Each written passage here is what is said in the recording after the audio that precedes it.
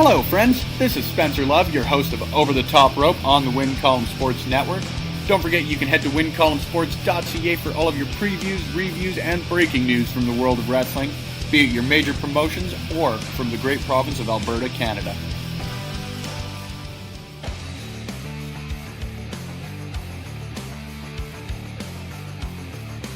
If you like podcasts and you are listening to them on Backbreaker Media, then you should listen to me, Chris Parrish, and myself, Manoyan, and the Sounds of Struggle, because we are literally the most entertaining duo you'll ever come across in Western Canadian wrestling, baby. We talk about things like wrestling and other sports we like. Wrestling. But we won't talk about other sports that we don't like because it's not that kind of podcast. Like wrestling. I mean, we like hockey. And wrestling. And we like football. And wrestling. And we also like to drink beer. While wrestling. Well, not while wrestling, but while watching wrestling. Yes. Yeah. If you want to get into a conversation with Maniac and Chris Parrish, then you need to tune into the Sounds of Struggle live on Backbreaker Media. Every Thursday. It's when we hope to draw, but sometimes Mike Malawany doesn't do his job right. Or we're too drunk to forget. Yeah, that happens too. Yeah. He can bleep out the swear word because we weren't supposed to do that. Oh, but I'll try not to swear. I can't do it. Yeah. Let's face it, the two of us, we're real. And spectacular. And we're a little bit of all right. Yeah. Well, so Strugglicious. That we are. That was kind of the key. It's supposed to be a Strugglicious. Oh, sorry, I'm drunk. Yeah. So, if you don't want to listen to us, then no. You're stupid because we're entertaining. And if you want to listen to us, then, come listen to us on Backbreaker Media. Yeah. What he said. Later, bitches.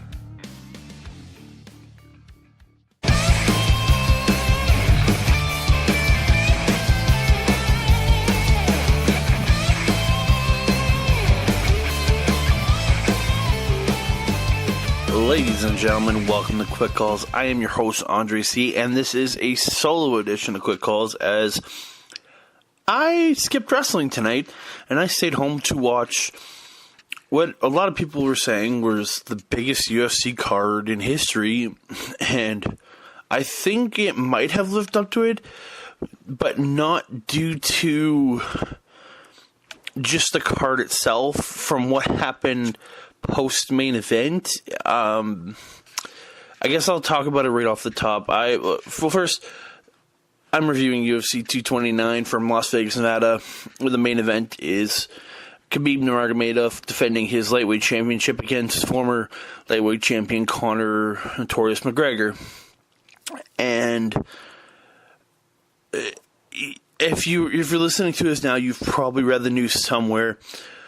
There was a brawl after the main event. After Khabib won, he jumped the cage because one of Conor's guys was talking shit to him and started brawling in the crowd with the guy. And then that led to 2 or 3, I'm not sure the exact amount, of guys jumping into Khabib's guys, getting into the cage and attacking Conor.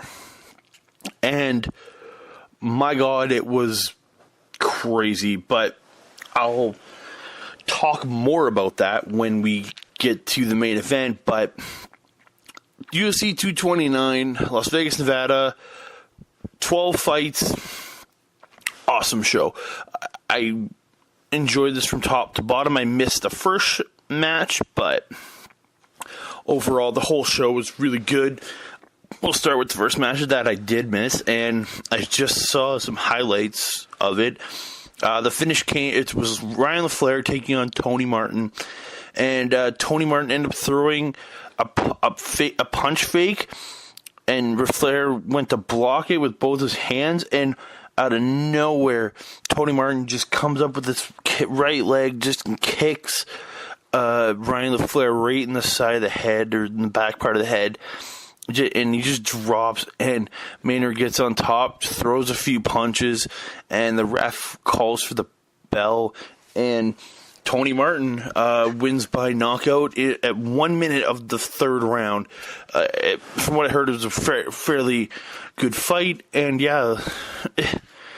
it's an impressive knockout, but this card gets more impressive as the night goes on. So we go on to our second fight of the night, and it is the Bully Gray Maynard, a legend in the fight business, former champion. He's just a killer, taking on Nick Lentz, and this fight was not what I expected.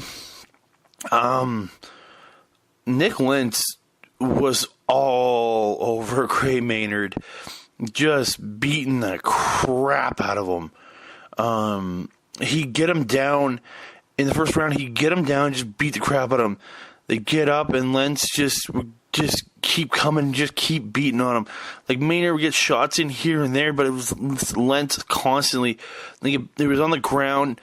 He gets this guillotine. He gets into the guillotine submission, but Maynard, experienced as he is, he ended up rolling out and getting out of it. But Lentz just lands back on top, just keeps beating the crap out of him. And he just, it's the elbows and the punches to the face. He opens Maynard up. Nice big fat cut just over the left eye. It was just, gross. Just gross. And then, so we end up so I'll give that round to Lentz because it was just pure domination.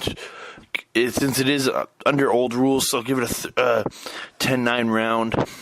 It's possible I would even give it a 10-8 at this point because it was pure domination. Second round, about maybe 10-12 seconds in, Lentz ends up poking Maynard in the eye inadvertently, and so they end up stopping for about, and he has a ref come in, and he looks at, I think it was this one, ref, but yeah, so they go back, and both men are throwing pretty good at each other. Then, as they're fighting, Lentz just swings for the kick, and he just kicks Maynard in the head, and he just kind of gets him a side back of the left side of his head, and he just drops forward, and Lentz gets on top, throws about 3-4 shots, and then ref pulls him off. So your winner at 1 minute and 19 seconds of round 2 by TKO is Nick Lentz. And this guy is slowly becoming a lot better, a really good fighter, and building himself up and beating a journeyman in this. He puts himself in good position because he beats a legend in Gray Maynard in this lightweight division, and he's just going to slowly move up. And if he keeps fighting the way he is, he's going to go far because he's killing it. He really is. So we move on to our third fight of the night. I guess we got to use this out saying matches because they ain't wrestling. And it is a women's bantamweight fight between Lena Landsberg and Yana Kunitskaya. I guess that's how it says. And so background is Yana Kunitskaya actually went up to 145 pounds, and she doesn't even to me seem like a big girl at 135. And she went up to 145 to face Chris Cyborg and got beat. But she comes back here, and that was in her first UFC fight. And that was for the the women's featherweight championship. So she actually gets her first shot at fighting in her regular division. And wow, she is very, very good because she just all over Lena, just whenever they're standing up, just constantly beating her up. When she take her down, just constantly beating on her. She never let up on Lena this whole fight. Judges scored it, same as me. I scored it 30-27. All the judges, unanimous decision, 30-27 for Yana Kunitskaya. It's so hard to say her name. But Yana wins decision and looked super impressive, and I think this really moves her up, and she looks really good doing it. So from that, and those 3 matches were all on the Fight Pass prelim show. So we move on to the TV prelims, and we start off with Scott Holtzman versus Alan Patrick. Again, this is another fight where you got a guy pretty much just dominating the other guy for most of the fight. Like, Alan Patrick was getting some in, but it was mostly Holtzman moving forward and scoring shots for all 3 rounds. In the 3rd round, Holtzman takes Patrick down and just gets on top and just starts feeding him elbows and just finishes it at 3:42 of the 3rd round. Scott Holtzman gets a KO victory. And I thought good overall fight. Scott Holtzman looked good, and he moves on. So to our 5th match of the evening, it is Tanya Evinger taking on Aspen Ladd. So Tanya Evinger is a journeyman of women's professional wrestling. She is 37 years old. She's faced off with the women's featherweight champion, Cyborg, and got beat. She's back at 135, and coming in, the start of this fight was Evinger kind of starting to have with a little bit of domination, but Aspen Ladd then just got a win on her, and she just started unloading. They end up in a clinch, and Aspen Ladd's against the fence, but she's still just wailing on Evinger. Eventually gets her down, and when she gets her down is where she starts screaming. Like, every shot she's throwing, like every punch, every time she's trying to move position, she's just screaming. And it's just like, holy crap, this girl is crazy. And she's just just on the ground, just beat the crap out. And eventually she gets into the back mount. She gets just a dominant back mount and just starts feeding shots to Tanya Evinger. And the ref calls it at 3:26 of the first round. And Aspen Ladd gets the TKO victory. And this is the first performance of the night bonus. Like, she deserves it after the domination in that fight and how she finished it. She has, like, performance of the night, $50,000. Give it to that girl. She deserves it. From there, we go on to our 6th fight of the evening, and it is in the men's welterweight division, and it's Jalen Turner taking on Vicente Luque. Round 1, it's Jalen Turner's landing a bunch of shots, but Vicente kept, like, every time Jalen would hit a shot or two, Vicente would counter. So it was keeping Jalen from being able to get, like, a rhythm going in the fight.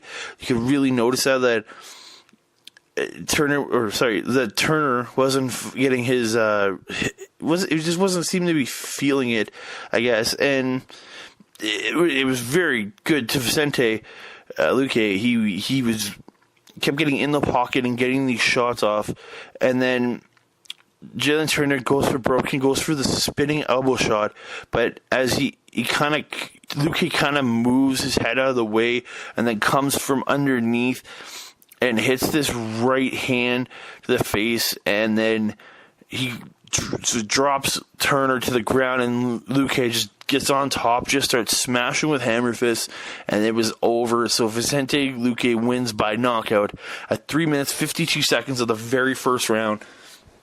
And damn, he looked impressive. And 26 years old, can only go up from here in a pretty, not wide open, but there's a path for him to get to the championship quickly if he wins a couple more fights against the right people, because Tyron Woodley's pretty much cleaning out the division, so he just has to get a couple impressive wins to get himself up there and be a valid contender for this, I guess. I don't know. It's tough in that sense to say that, because you don't want to say that the division is empty, but you want to say I don't think it'll take him long to get there. Now, does he have the ability to beat a guy like Tyron Woodley? I don't know, because Tyrone Woodley is a beast of a fighter, and we'll see. And then so from there, the Gray Mater and Nick Lentz fight played because the previous fight ended so quickly. They put this on to fill time on TV. And from there, we go to our TV prelim main event, the last fight before the main card, and it is the younger of the Pettis brothers, Sergio Pettis, taking on Jussier Formiga. And Formiga is pretty much gonna dominate this fight. Pettis would hit a shot or two, and then Formiga come in, bam, bam, bam, counterpunch, and it's just. Pettis was at first doing the stand switching to kind of screw up Formiga, but Formiga kept figuring it out, and then he'd take Pettis down, grind him with body shots, and me on top, and then, so I had to give the first round to Formiga. So from there, we go to the second round, and it's a lot of back and forth fighting. Pettis actually stuffed a takedown in this round, looked good, but Formiga, because there's a lot of back and forth, but it's Pettis again, shot maybe two, and then Formiga in, bam, bam, bam, like with good counter punching and good combos for the counter punch.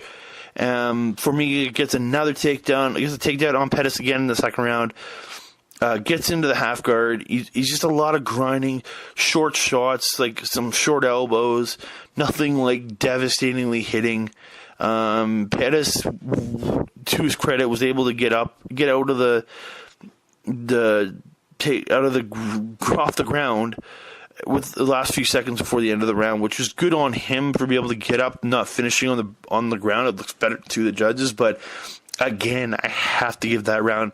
I give round 2 to Formiga. So going into the third, unless Pettis finishes this in here, it's Formiga's fight, and Pettis comes in, lands a couple good shots, but Formiga goes for the takedown, and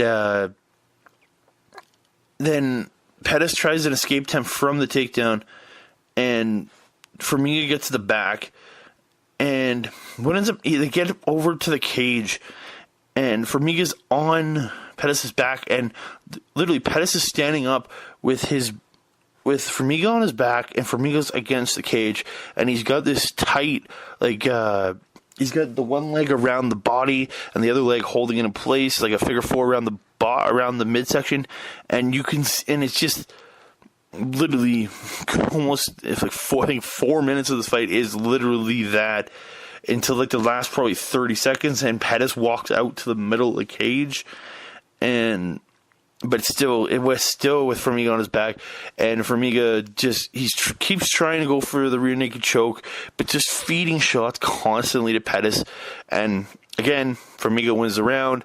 I gave it, and this one is the round, I'm sorry to say, Pettis did nothing other than the couple of good shots at the start.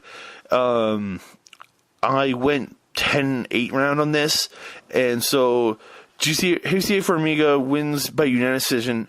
One of the refs went 30-26, same as the scorecard I looked at, and the other two went 29-27, 29-27. I don't see where they gave Pettis a round, but maybe can't see it being the third because it was all Formiga on his back punching him. Maybe in the first, I'm not sure. I really don't know where they gave Pettis maybe because the third round was just him on his back and only throwing punches, then Pettis would throw some punches backwards. I don't know, but to me it's all 3 rounds easy to Formiga, and I give the third a 10-8, but that's me. So, and that's your TV prelim card. So we move on to the pay-per-view portion, and we're going into 5 pretty dope fights that I was very, very much looking forward to. This UFC 229 card looked dope from the beginning, and it starts out with Michelle Watterson, the Karate Hottie, taking on Felice Herrig. And I don't say that in a creepy way, because that is legitimately her nickname, is the Karate Hottie. And this was a really enjoyable fight for me. I really like Felice Herrig. I know I've been watching her for years, especially because she came up through the whole strawweight. When strawweights came in, she was on the and I'm pretty sure she was on the strawweight season of Ultimate Fighter. I can't be sure, but this was a really good fight. But Waterson really had a good fight. Like, she really looked good. Earlier on, I kind of thought Waterson lost the first, but then I kind of looked back at it and I'm like, no, she won the first round. It's Waterson and Herrig. It's a lot of going back and forth. But if you watch a lot of Herrig's shots, she's not hitting many of them, and Waterson keeps hitting these front side kicks they keep landing these combos, and when they're in the clinch, Herrig was on the outside, had Waterson against the fence, but it was Waterson was constantly hitting and swinging. So when I look back at it again, it was Waterson. I had to give that to Waterson. It's the second round, same kind of thing. They're both. They clinch up, knees from both, break it up, and then they get clinched. Waterson on the fence, but it's mostly Waterson throwing small shots, but Felice Woodley's just kind of grinding her on the fence, and Waterson and Felice separate, and then Waterson ends up getting hits a punch and then this kick to the head of Herrig that looked really good. And then Waterson ends up taking down Herrig and gets some really good punches on the ground. She's grinding her forearm into the neck and just throwing a bunch of short punches and elbows, just grinding on her and just wearing her down. But right towards the end of the round, Waterson just moved and Felice almost locked in a triangle, but Waterson ended up blocking it, but the round ended when she was kind of working the triangle. So I'll give that one to Waterson. Third round, we come in.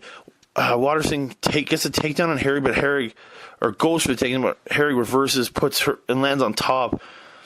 But Waterson really worked the elbows and the punches from the bottom, but it's the fact that Herrig's on top and in control.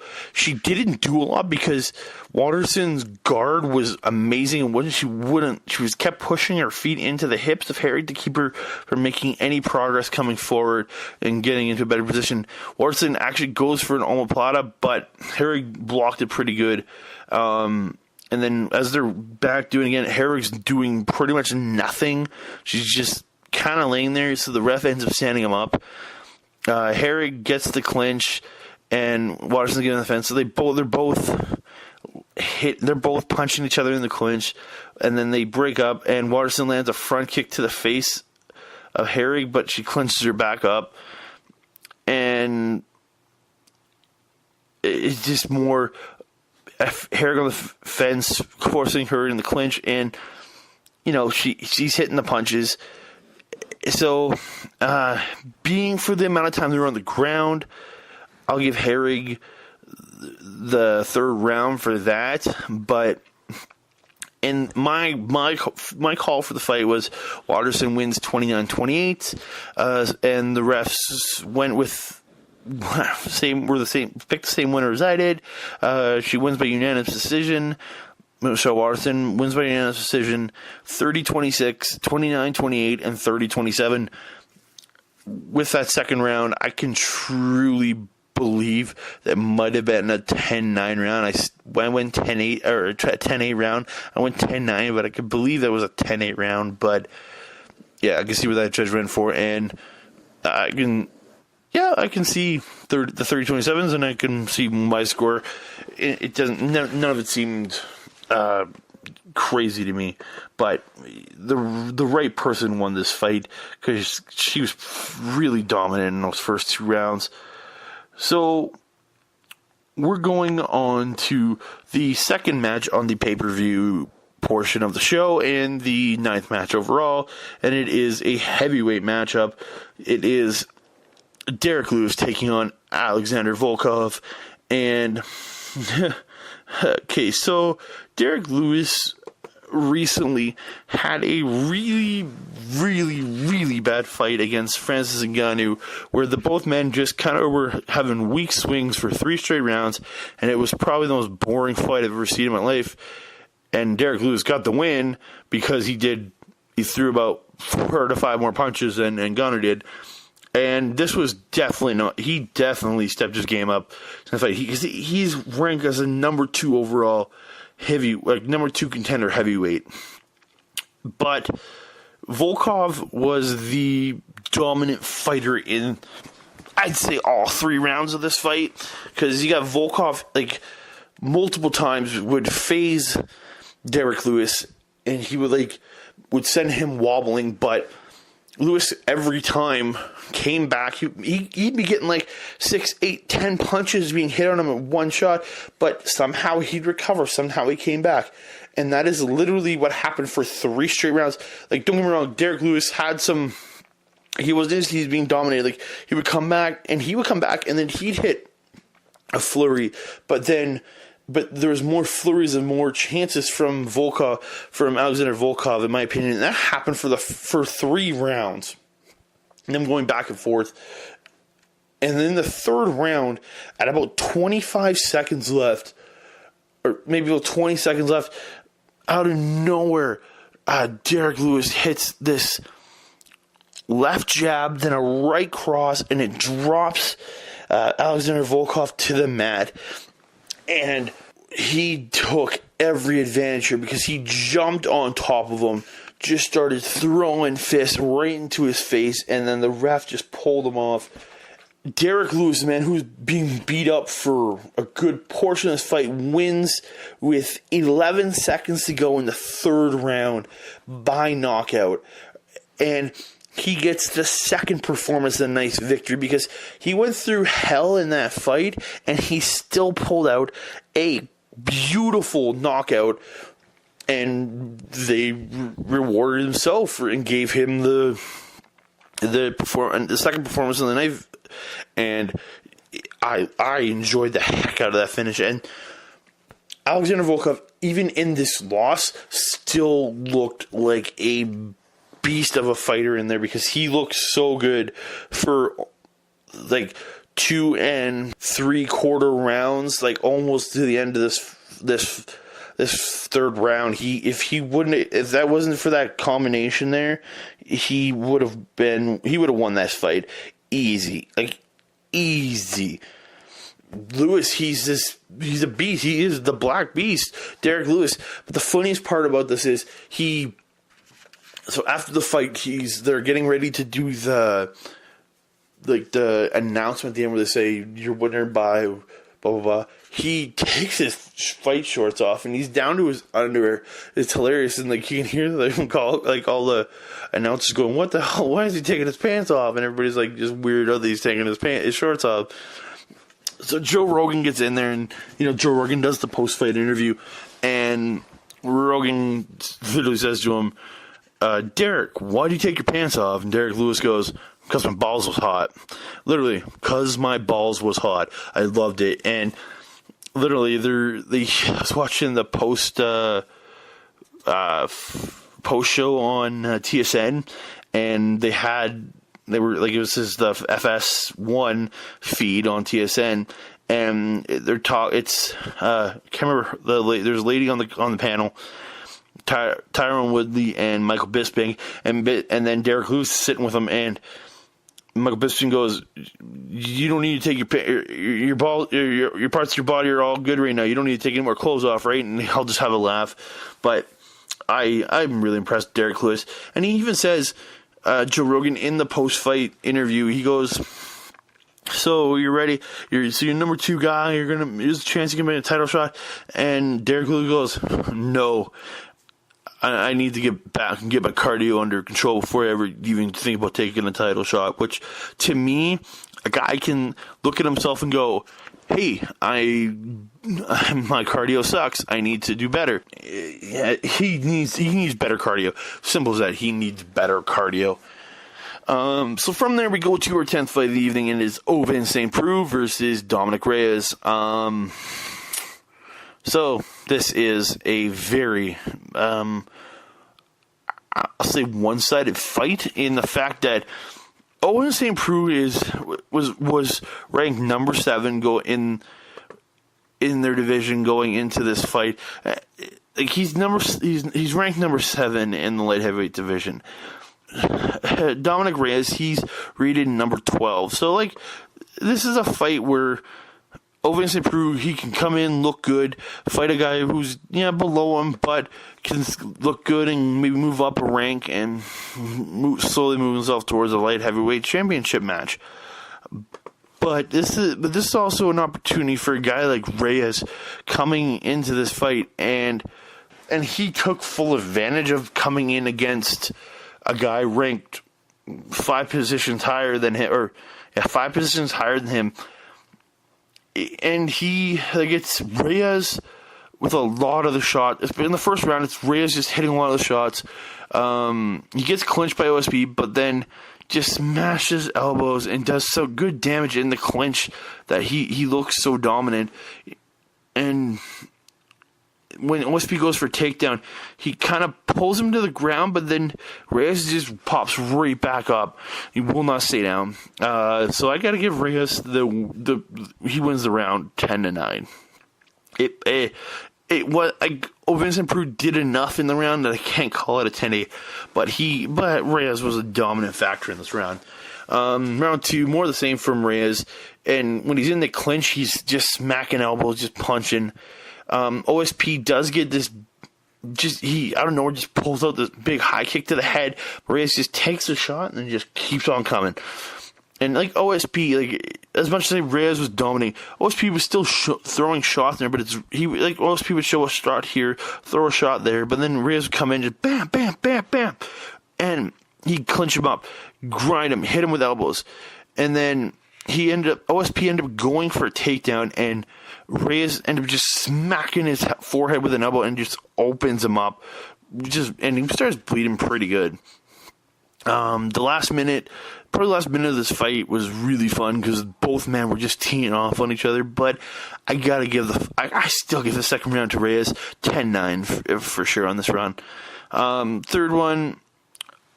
It seemed really, and the commentators were talking about it, and I heard his OSP's corner talking about it. He's waiting too much, and it's really he's waiting for that opportunity. But Reyes isn't giving. He comes in, pop, and would pop back out. He wouldn't give him the opportunity to set up a big punch and everything. OSP was not striking enough because Reyes has been doing so many combos. There's just one shot combo from Reyes, and it's just the same thing throughout the night. Reyes is like throwing a bunch of kicks. He gets this, just comes in, just bam, hits this beautiful uppercut.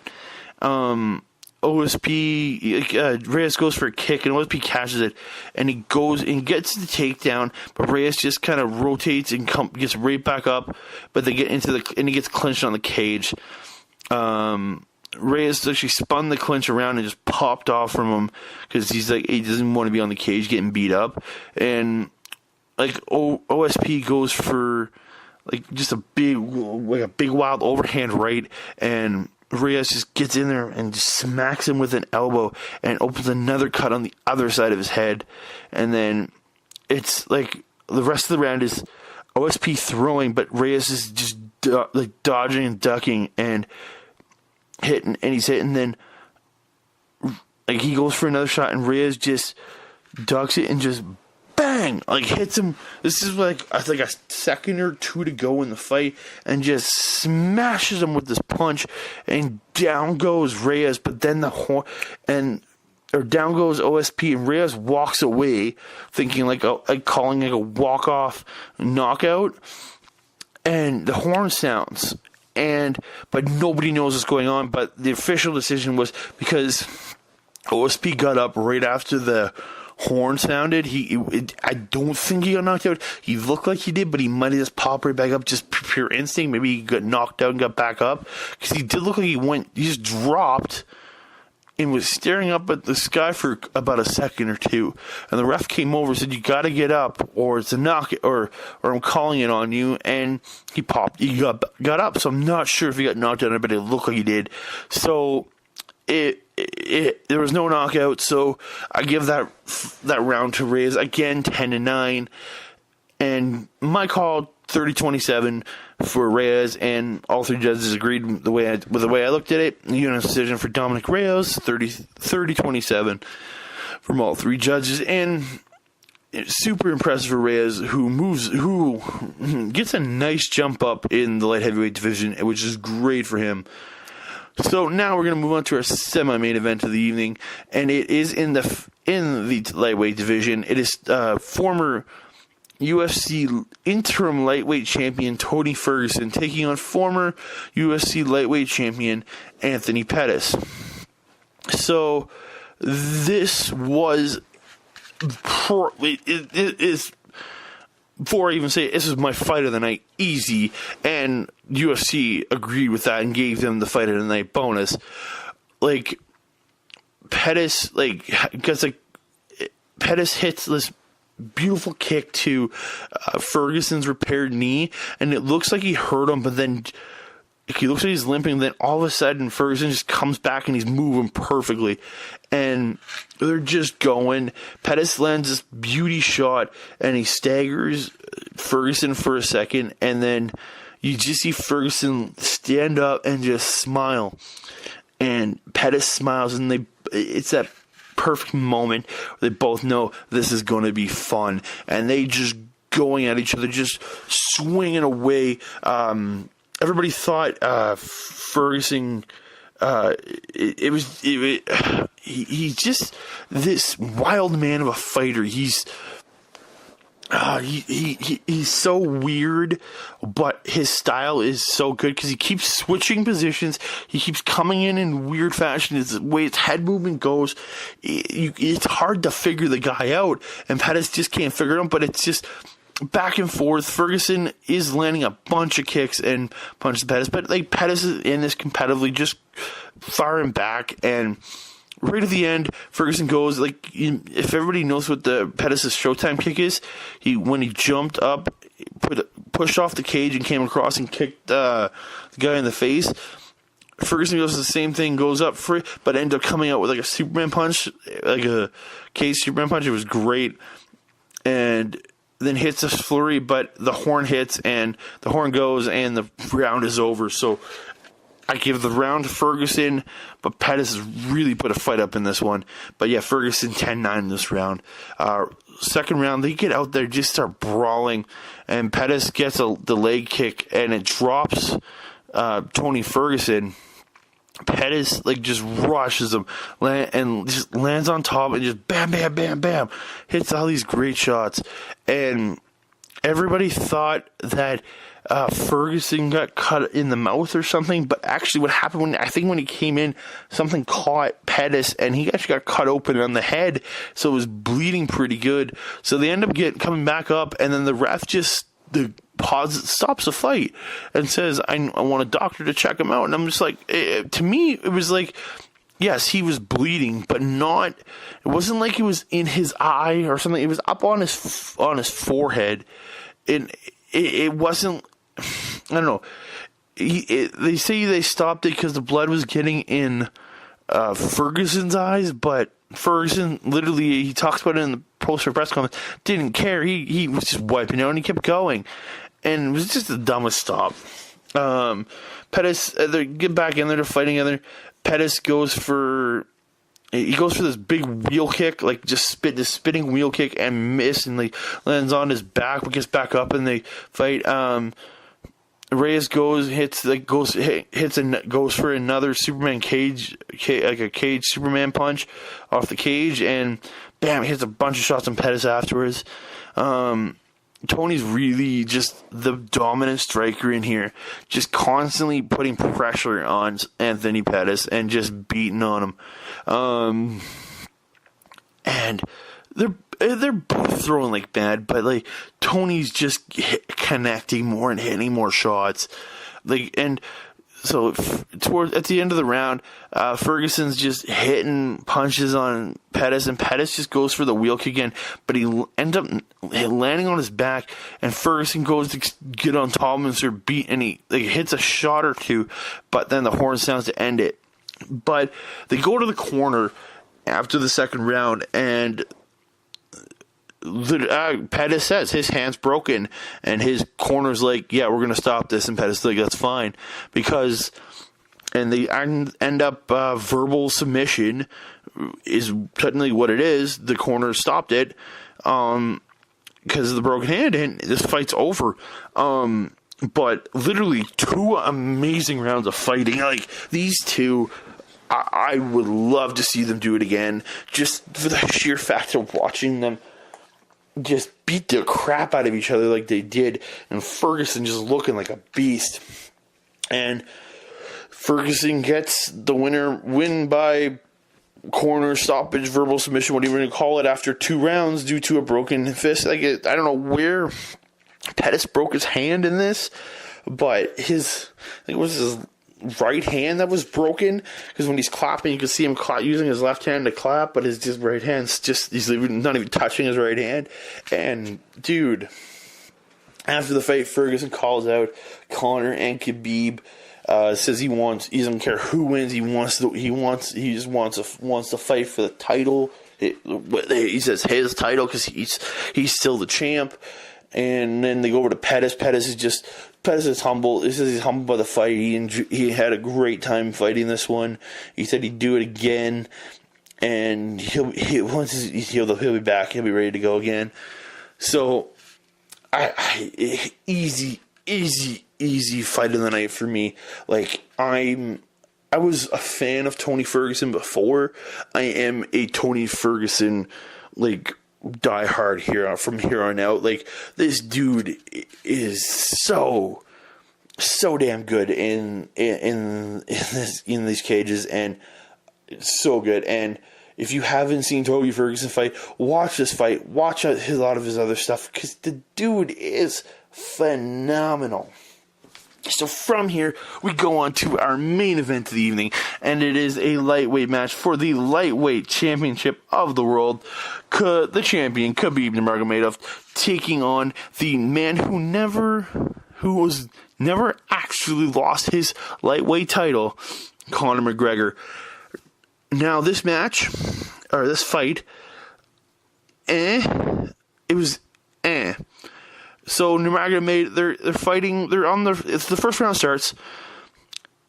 Nurmagomedov's on his feet. Okay, before I get to the first round, before the fight, you got both men in the cage, and they bring them to the center. And there's probably, you know how they have the guys in red coats that come in between the rounds and stuff. They probably had 3 per side to make sure these guys didn't attack each other before the fight started. It was tense, because Conor's just been running his mouth. He's insulted Nurmagomedov's father. He's insulted his religion. He's insulted everything. He's talked shit about his family. He talked shit about everything. And I don't know what to say to this, because Nurmagomedov, this will come later, but it's what sells fights. I know it's not cool, but it's what sells the fights. Is Conor going out there and being the mouthy prick that he is why he's made so much money, and he's on the most sold UFC pay-per-views because of him. But yeah, there's some tension in there going into this fight. So in the first round, They're on the feet for about the first minute, and then Nurmagomedov just takes Conor down, locks like a figure 4 around Conor's legs, and literally it's just that for the next 4 minutes. It's just him just grinding on top of Conor, who's against the cage, and just that. It's literally that for the rest of the fight. So Nurmagomedov wins the first round. So round 2, they're fighting back and forth. Nurmagomedov actually connects with this beautiful punch to Conor, and he puts him on the ground, and he lands on top, and he's just beating on Conor. and he's working him towards, like, probably in the last minute and a half, he gets, like, up and just starts feeding shots down on Conor. Like, I'm sitting there going, this has to be, like, how is this not over? But if you look at Conor, he's constantly, he's actually knocking a lot of the punches away and blocking a lot of them. So, and Herb Dean, to his credit, saw that and didn't stop it. Round goes to Nurmagomedov, easy, because he actually did something, but at least he did something in that round versus just laying on top of Conor for the first, what he did in the first. So the round 3 was pretty much them on their feet the whole time, just back and forth punching.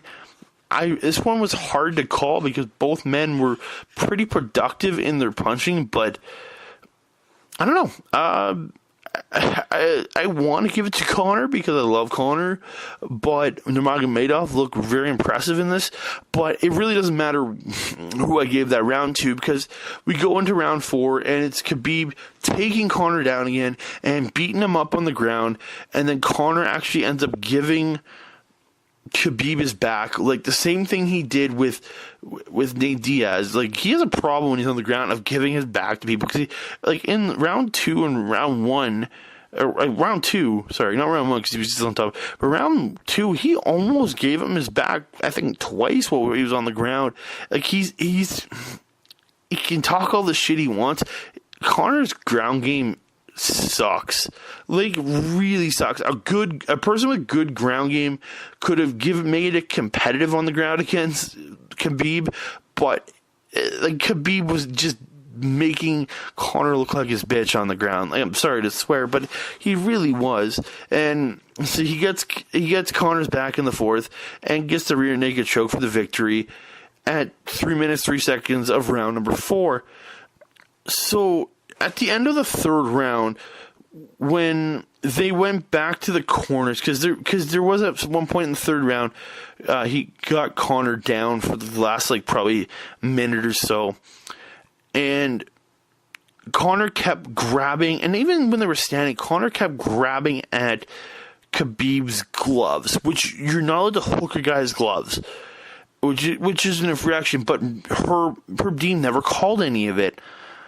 So at the end of the 3rd, he was yelling at Herb Dean. He kept grabbing my gloves.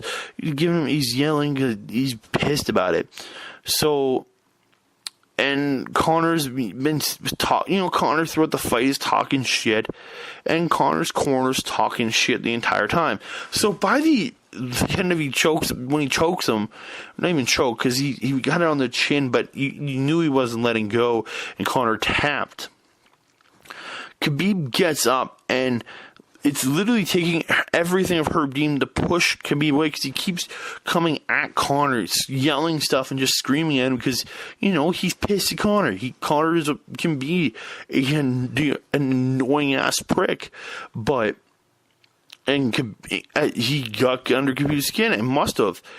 And then Conor, one of the guys from Conor's corner, starts mouthing off to Khabib while he's in the cage, and Khabib just stares him down, hops over the top of the cage, and jumps into the crowd and just starts brawling with this dude.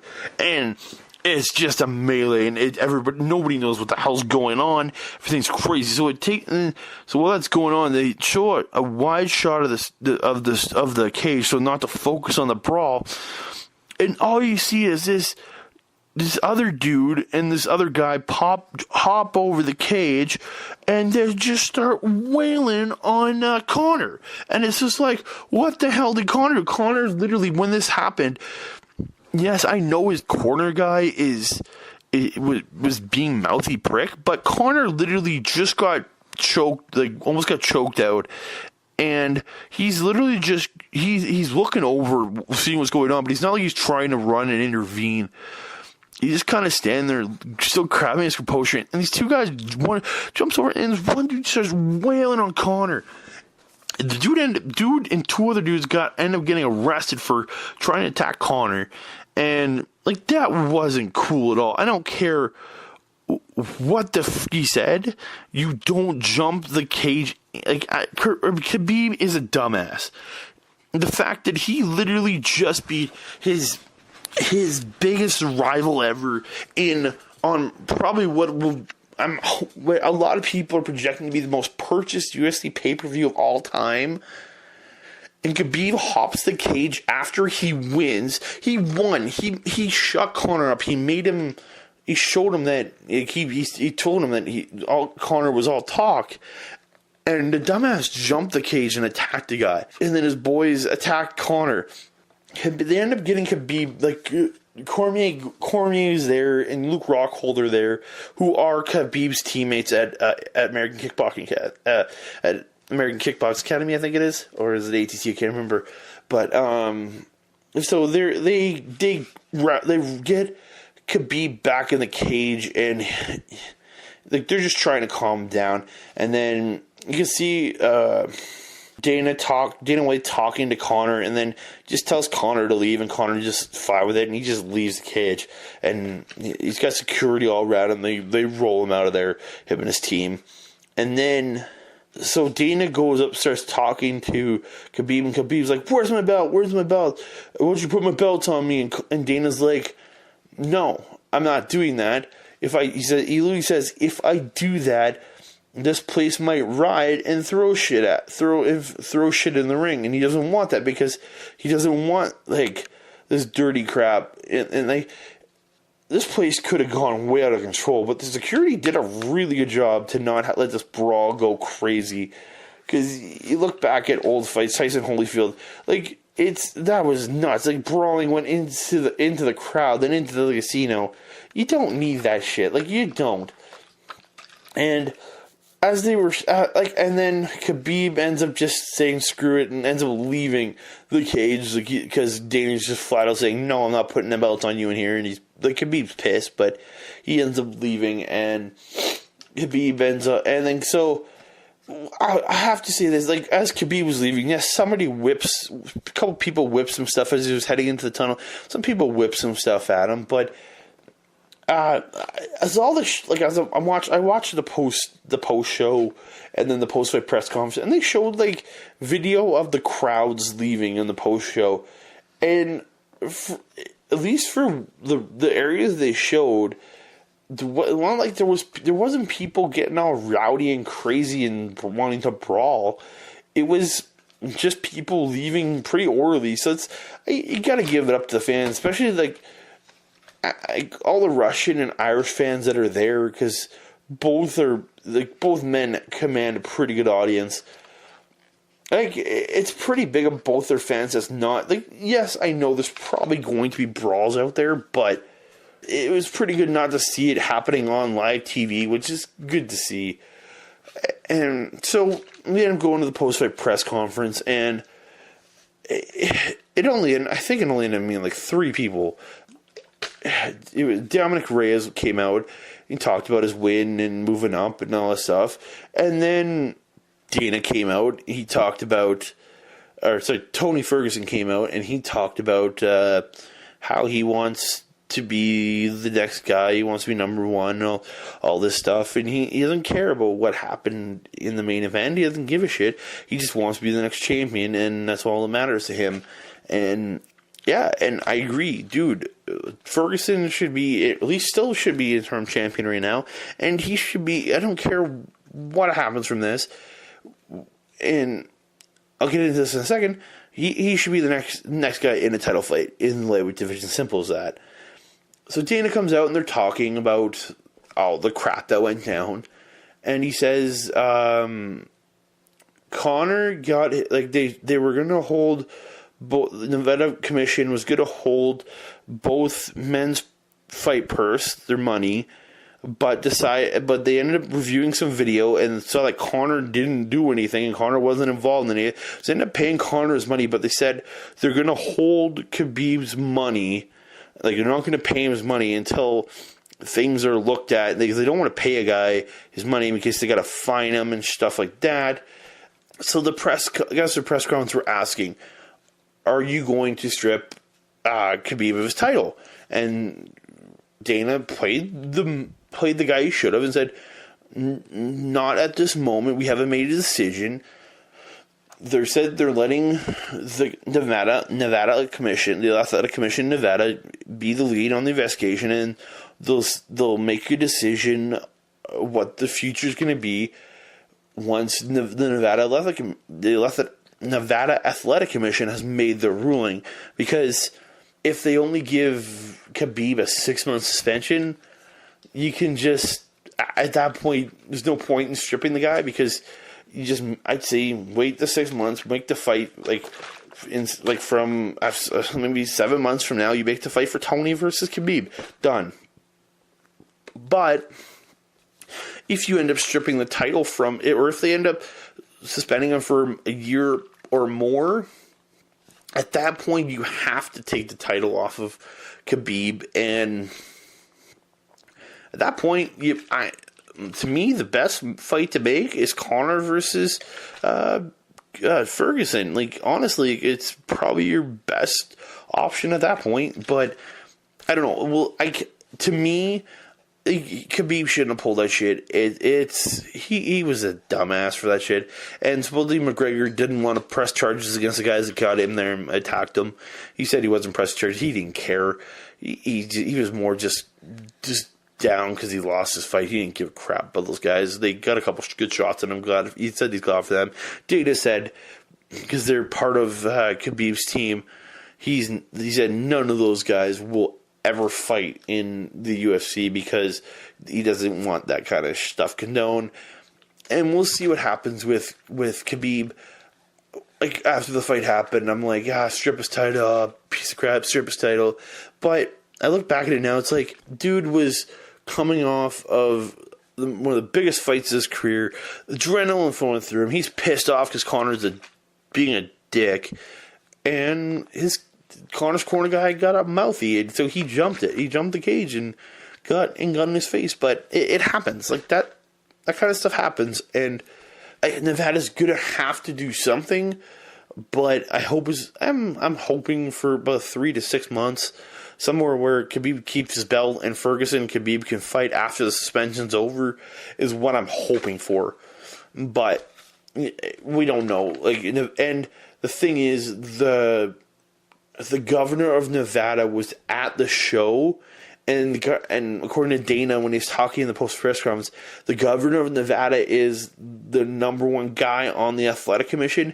And when the brawl happened, dude and his team just took off out of there. They didn't want to be part of it. They didn't want to risk anything, and they took off out of there for safety of the governor of the state. And that could prove a problem from Khabib. That's the biggest thing is the impression he left on that guy. Does that guy want to be sympathetic, or does he just throw the book at the guy, give him a year suspension or more? I hope he doesn't come to that, because I want to see Tony Ferguson versus Khabib Nurmagomedov. I think that'll be one hell of a fight. And Tony Ferguson, as much as Conor is a showman he is, Khabib is just is quite the showman himself, and I think he could sell I think between the two of them, they could sell a pretty good pay-per-view. And I'll watch the crap out of that one, because I'm a Ferguson fan for life now. But yeah, overall, amazing show, a really good show top to bottom, minus the post main event stuff, which really it's a black mark on the event. A really, really good event, one of the biggest events in UFC history. And again, my fight of the night is Tony Ferguson and Anthony Pettis. That match was killer. I look forward to seeing more Tony Ferguson. Really am. I'm happy he came back so fast from his knee injury. Indy looked phenomenal doing it.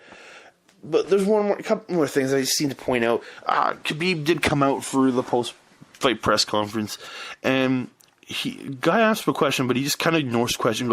He says, "I apologize to the athletic committee and the city of Las Vegas." And he says, "Why are we still talking about me jumping the cage and blah blah blah blah and the brawl where Conor, he insulted my religion and he insulted my father and my family and insulted my country?" And says, him throwing the attack with the bus. Okay. The reason we're not talking about the bus anymore is because it happened. Criminal charges were laid against him. He pled out. It's over. It's simple as that. And it cost him millions of dollars. He was inconvenient. I'm sorry, it's been dealt with. That's the reason we don't talk about the bus stuff anymore, because the bus stuff got dealt with. Now, him insulting Khabib's father and his religion and his country, not cool, but that's Conor. That's how Conor, he attacks things and takes shots at people and things like they do. And it, I'm sorry to say, it's worked. It's sold fights. And literally Khabib goes, you can't go saying stuff about my religion, country, or my family. Again, wrong. You can. It's a free country. We can say whatever we want. Yes, you might get punched in the face for saying certain things, but he can insult anything about you if he wants to. It's his choice. I think he's whining on that point, but I don't know. He put a huge black mark on this event. Conor, yes, he was a piece of crap, but Conor has done this for every single fight he's ever fought, and it's what it is. But you're the dumbass that jumped the cage and did this crap on that night. It's simple as that. Overall, other than the post-fight stuff, post-main event stuff, I really enjoyed this show. Awesome night. And I want to thank everybody for listening to Quick Calls. I know this has been a long one. You can catch me on Twitter at That Canada Guy, on Instagram at That Canada Dude. Please check out my new show, Total Nonstop Anarchy. Episode 1 is out. It was with Mike the Ref, and episode 2 comes out this Tuesday, featuring myself and RCW ring announcer and the host of Monday Night Shaw, Kyle Shaw. And we're talking the first WWE event, which is just stupidly nuts. So please check that out. And please also check out the other edition of Quick Calls that came out of tonight, which was from the MPW show. And I'm not sure who's hosting that because I'm not there. Because, I've been hosting a lot of them. So thank you everybody for listening. And MMA rules.